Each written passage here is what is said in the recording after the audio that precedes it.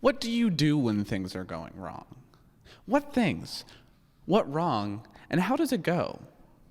Where do things go when they go wrong? There's a direction implied somewhere in that phrase.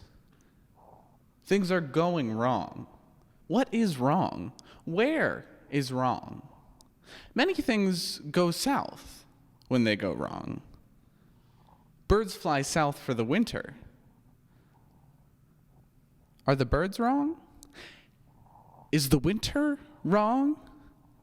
Is the combination of birds and winter automatically a bad thing? Speaking of winter, it's almost that time of year again.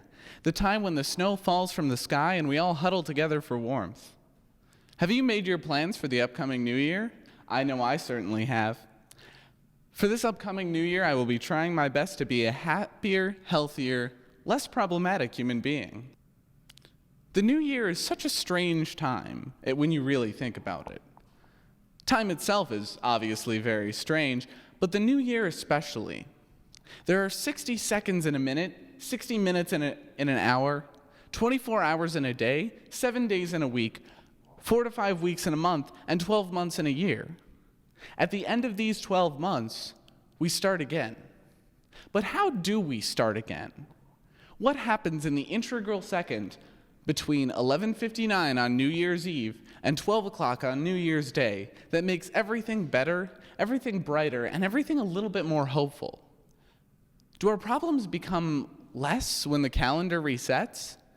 Do we leave all of our problems behind in the old year and embrace the new year without any problems?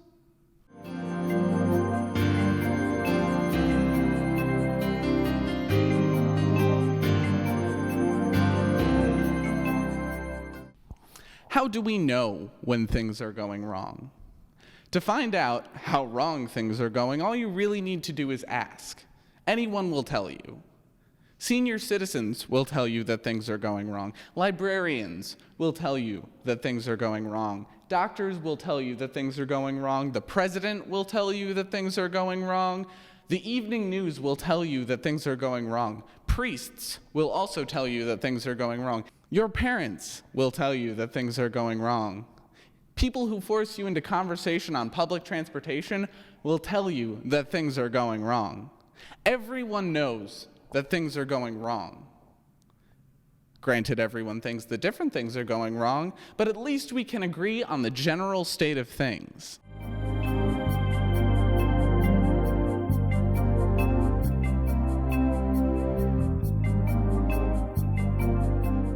It is very hard to be productive when things are going wrong. I want things to be going well, because I would like to be productive. Being productive means that I am moving towards something. I am moving in a direction. When I am being productive, I like to think that I'm moving in the right direction. Left, down, and out are never good directions to be moving in. Right, up, and in are always good. Except, of course, when you are in trouble or in deep. Interestingly enough, while south is bad, north is neither good nor bad. North is where you go to hide. I think we would all very much like to go north.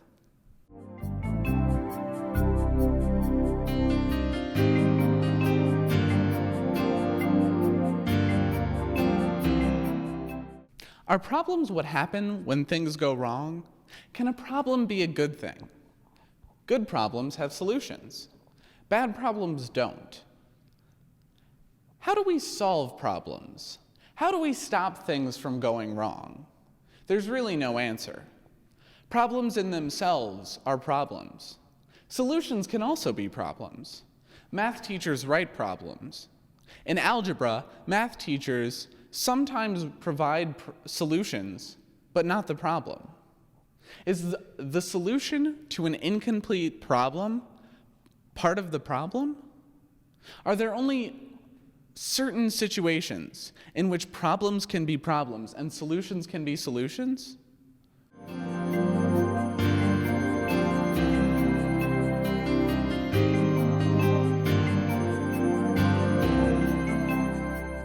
Life is full of problems.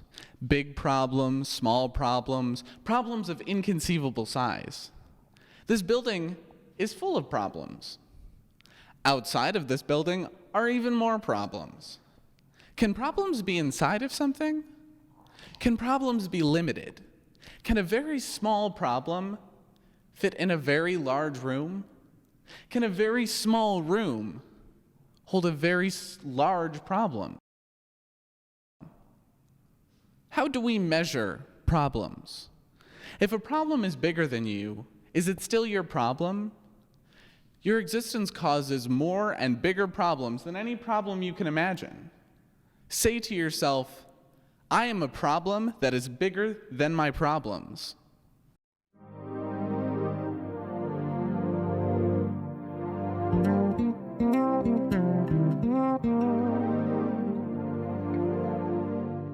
Things cannot go wrong if things do not go. If you never leave your house, your chances of being killed in a car accident become significantly smaller. Now, by no stretch of the imagination does that mean that you're safe.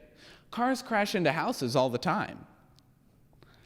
It is entirely conceivable that the next time you are watching your favorite television show, a car will crash through your window and decapitate you. Life is unpredictable. Things cannot go wrong if things do not go, but things are always going.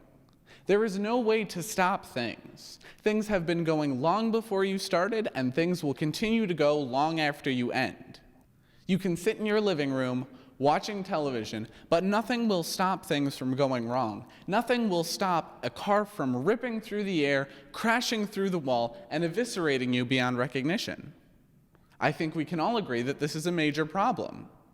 However, think about this. It is an inevitable fact that at some point in the near future, all of the world's nuclear weapons will be detonated. In human history, we have only experienced a handful of nuclear explosions. We are not prepared for the impending onslaught and destruction brought by the radiation and the explosion. This is definitely a big problem. It is interesting to think about the size of this problem in comparison to the possibility of a car killing you in your own home. Both ultimately will end in your death. But somehow, a major nuclear disaster seems like a much bigger problem than a measly car accident. This raises an interesting question. If we all share a problem, is it a bigger or a smaller problem? Is the burden of a problem less if it is shared by many?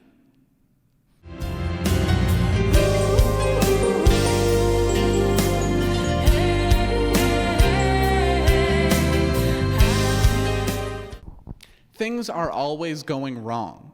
You say to yourself, I want things to stop going wrong. I do not know what to do when things go wrong. Is there an emergency procedure to follow for all things that go wrong? Where can I find the power to stop things from going wrong? We like when people fix our problems for us. We like when other people have the answers. We like answers. We read because we want answers. We watch television because we want answers. We sometimes even look at art because we want answers. We do not like questions. We do not like uncertainty or challenge or vagueness. The only time uncertainty is acceptable is when someone else is certain about it. We may not understand something, but we can still feel comfortable and safe if someone who is smarter than us does understand it.